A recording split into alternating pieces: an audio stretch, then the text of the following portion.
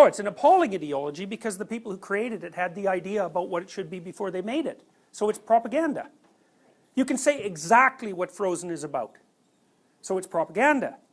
A truly mythologically based story, you can never fully say what it's about. You can just talk about it forever and ever and ever and ever. So it's a wellspring of meaning. So.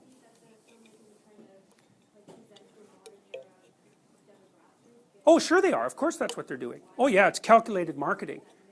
Yeah. Yeah, sure. It was hyper politically correct. Yeah. And they didn't need men, and you know, God, give me a break. You know, just because you need men doesn't mean you have to like them. Yeah, so I mean, I've thought a lot about the difference between propaganda and art. So art's actually a process rather than an end product.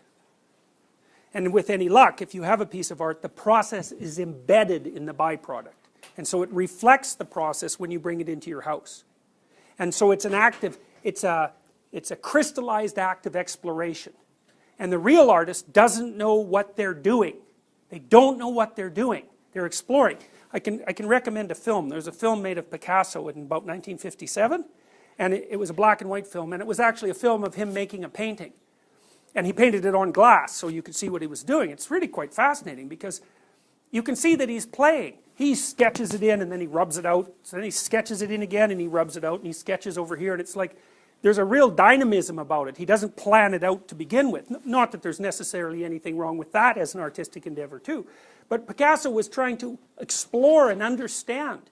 And you know, I don't know what you know about Cubism, but Cubism, it's a strange thing. But what he was doing with his Cubism was to try to show you that you only see things from one perspective, but that things exist in multiple perspectives. So, you know, a Cubist painting is your face this way and your face this way at the same time. And so you could say, well, is that a more accurate way of representing a person than just the standard portrait? And Picasso would say, well, in some ways, definitely, because it captures the transformative element rather than the static element. And so someone who's a true artist doesn't have a political message.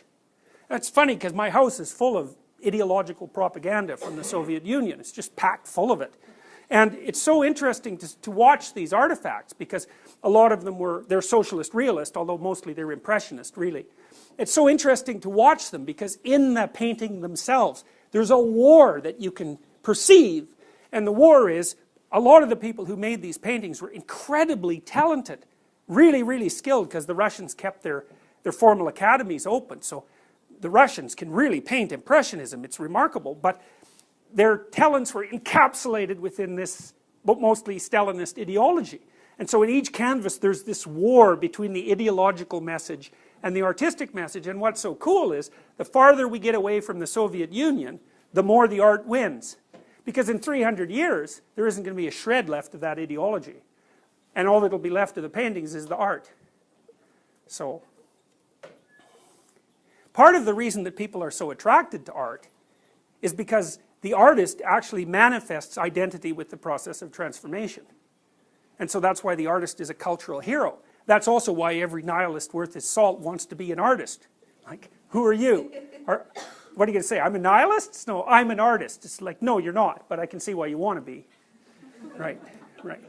Yeah, just because you're a failure doesn't mean you're an artist. Do you find that the struggle between the artist and the state makes the work more interesting, or is the art exciting and interesting in spite of the dynamics? Well, I think it depends on who you are. Like, it's really interesting to me, but I'm really interested in that. You know, and I'm also interested in the way that ideologies co-opt more fundamental processes to and harness their energy as a rational and motivating force.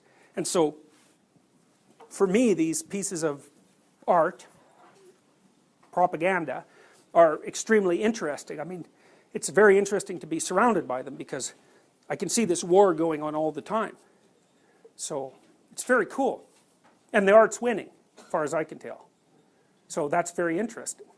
Because they were pure propaganda, many of them, when I bought them.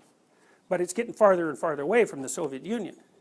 So the more archetypal elements are coming to the forefront.